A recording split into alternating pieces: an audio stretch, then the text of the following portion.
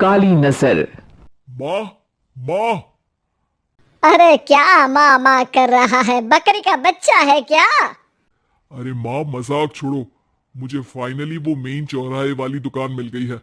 अब देखना, आपका बेटा दुगनी स्पीड से पैसा कमाएगा। उफ़ो, ये क्या? मेरी ऑनलाइन मेकअप क्लास चल रही है। इतनी जोर से क्यों बोल रहे हो आप दोनों? अरे मेरी धर्म पत्नी जी, मेकअप क्लास बाद में करना। वो चौराहे वाली दुकान मिल गई है हमको। अरे वाह! रुको, मैं अपनी माँ को फोन लगाकर बता देती हूँ। अरे मैं भी अपने रिश्तेदारों को बता देती हूँ। कितनी खुशी की बात है। हाँ हाँ, मैं भी अपने दोस्तों को बता देता हूँ। 1 हफ्ते बाद रजिस्ट्री है। बस घर में खुशी का मौका था। उन तीनों ने अपने अपने फोन उठाए और लोगों में बात फैलाना शुरू कर दिया। और रही सही कसर श्वेता बहू ने अपने पड़ोस में सबको बताकर कर दी। अरे वर्मा आंटी, अब हम भी जल्दी कार ले लेंगे। घर का रेनोवेशन होगा और ठाट से रहेंगे हम भी। अरे ऐसा क्या हुआ? लॉटरी बाटरी लग गई है क्या? अरे इस बार चौराहे वाली मॉल में हमको भी दुकान मिल गई है। दुकान नंबर 21, जो एकदम चौराहे पर है। अब ग्राहक बढ़ेंगे तो आमदनी भी बढ़ेगी ही ना। अरे वाह, कितनी खुशी की बात है। मैं बहुत खुश हूं तुम्हें इतना खुश देख के। बाकी एक बात कहूं, सबको मत बताते फिरना। किसी की नजर लग जाएगी तो खुशी की खबर वापस लौट जाएगी। हैं? ऐसे थोड़ी ना होता है। अब डरा रही हो। अरे सही कह रही हूं, काली नजर कहते हैं इस चीज को। जब आप किसी को कुछ बताओ और वो काम बिगड़ जाए।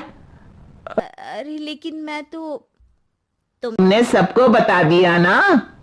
हाँ, फोन लगा लगा के। अब बच के रहना। काली नजर बड़ी खतरनाक होती है। श्वेता इतनी खुश रहती है कि वो वर्मा आंटी की बात पर ध्यान ही नहीं देती, जबकि पड़ोस में और भी लोगों से खुशी की खबर शेयर करती रहती है। अगले दिन राजेश बहुत दुखी होकर घर आता है।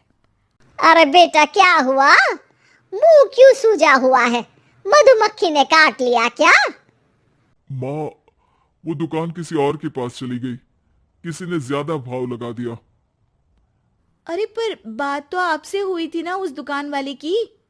हाँ, आज मैं टोकन अमाउंट देने गया था, तब मुझे पता चला। कोई आकर सुबह मुझसे पहले ही ज्यादा अमाउंट दे गया। काली नजर। क्या? क्या कहा? वर्मा आंटी ने समझाया था कि किसी को बताना मत, वरना काली नजर लग जाएगी। अच्छा, तुम्हें उनकी बात मान लेनी चाहिए थी। उनकी बात मान लेती, लेकिन उसके पहले ही सबको बता चुके थे ना हम तीनों। अरे अगली बार से ध्यान रखेंगे। कोई भी नई चीज होगी तो किसी को नहीं बताएंगे। तीनों कुछ दिन ऐसे ही रहते हैं, पर एक दिन श्वेता को एक मेल आता है। राजेश, मेरा ऑनलाइन मेकअप कोर्स कंप्लीट हो गया। अब मैं खुद का पार्लर खोल सकती हूँ। अरे वाह, अपने मोहल्ले में ही खोलते हैं। ये जो घर के सामने दुकान है ना, वहीं। हाँ, यहाँ सस्ती भी मिल जाएगी। अगले दिन श्वेता वर्मा आंटी के पास जाती है, मिठाई का डब्बा लेकर। अरे आओ आओ, कैसे आना हुआ? जोर से नहीं बोलूंगी। वो सामने वाली दुकान है ना, वहां मैं अपनी पार्लर की दुकान खोलने वाली हूँ। उसकी मिठाई है। अरे वाह, बहुत बधाई हो तुमको। हाँ, मैं कमाने लगूंगी तो राजेश पर पूरे घर का बोझ नहीं रहेगा ना आंटी जी। ये तो है, पर ये बता कि तूने ये बात किसी और को तो नहीं बताई ना? अरे नहीं नहीं, पिछली बार गलती कर दी थी। काली नजर लगी किसी की और राजेश के हाथ से वो दुकान चली गई थी। सबको मत बताना। चलो मैं चलती हूँ, कल दुकान की बात करने भी तो जाना है। अगले दिन श्वेता दुकान के लिए मालिक से बात करने जाती है। अरे लेकिन दुकान तो हम कल रात को ही किसी को दे चुके हैं। कल ही? हाँ कल ही। 2 दिन बाद कोई यहाँ पार्लर भी खोल लेगा। अब कहीं और दुकान देख लीजिए। अरे पर हमको भी तो पार्लर ही खोलना था। हाँ भाई, एक ही दुकान है, आधी आधी तो नहीं दे सकता ना मैं। राजेश और श्वेता घर पर हताश होकर आ जाते हैं। इस बार तो किसी को बताया भी नहीं था, अब किसकी काली नजर लग सकती है। सुनो, तुमने माँ को बताया था क्या? अरे कैसी बात कर रही हो, माँ की नजर थोड़ी ना लगेगी। पक्का तुमने किसी को नहीं बताया था ना? सिर्फ वर्मा आंटी को बताया था, उन्होंने ही मुझे किसी को नहीं बताने को कहा। अरे यार तुम भी सही हो, मेरी माँ को नहीं बताने को कह रही हो, पर वर्मा आंटी को बताना तुम्हें जरूरी लगा। अरे वर्मा आंटी ने ही तो काली नजर के बारे में बताया था ना, वो हमेशा हमारा भला ही तो चाहती है। मेरी माँ भी हमारा भला ही चाहती है। अरे पर चिल्ला क्यों रहे हो? बात नहीं कर सकते क्या आराम से? नहीं आता वो आराम से बात करना, और करना भी नहीं चाहता हूं मैं। दुकान जाने का दुख गुस्से में बदल गया था और राजेश और श्वेता में बात बंद हो गई थी। 2 दिन बाद मोहल्ले में पार्लर का इनॉग्रेशन हुआ, जिसमें मोहल्ले के सभी लोगों को बुलाया गया, पर श्वेता, राजेश और मां नहीं जाते। माँ अंदर आ जाओ, क्या देख रही हो? अरे नया पार्लर देख रही हूँ अपने आंगन से। देखो, माँ को दूसरे का सुख देखने में कितना मजा आ रहा है, मेरा दुख नहीं दिख रहा इन्हें। यहाँ मेरा पार्लर भी तो हो सकता था। अरे चुप रहो यार, हर बात में लड़ाई क्यों ढूंढ रही हो? राजेश और श्वेता फिर बहस करने लगते थे। तभी मां ने दोनों को बाहर बुलाया।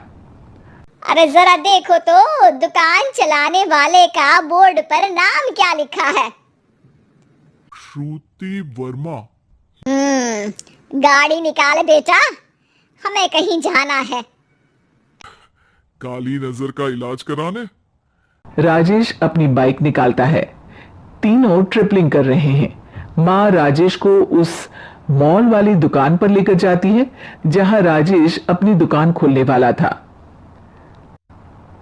यही दुकान लेना चाहता था ना तू? हाँ, पर इनको भी दुखी करने लेकर आई हो क्या यहाँ पर दुकान दिखाकर? वहाँ काफी नहीं था? अरे श्वेता, थोड़ा सब्र रख, अभी पता चलेगा कि हम यहाँ क्यों आए हैं।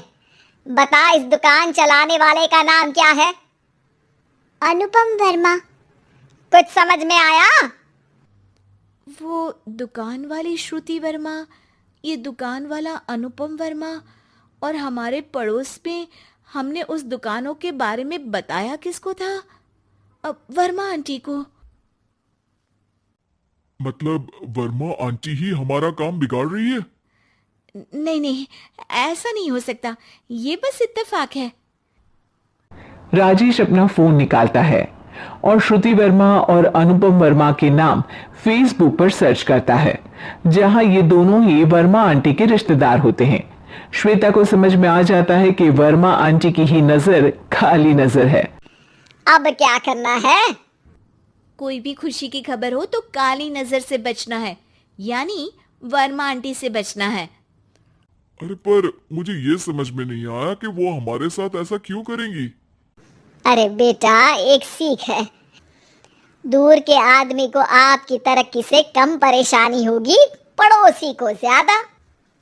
दोनों माँ की बात में हामी भरते हैं और अगला काम चुपचाप करने की कसम खाते हैं, ताकि आगे से वर्मा आंटी कोई काम ना बिगाड़ सके।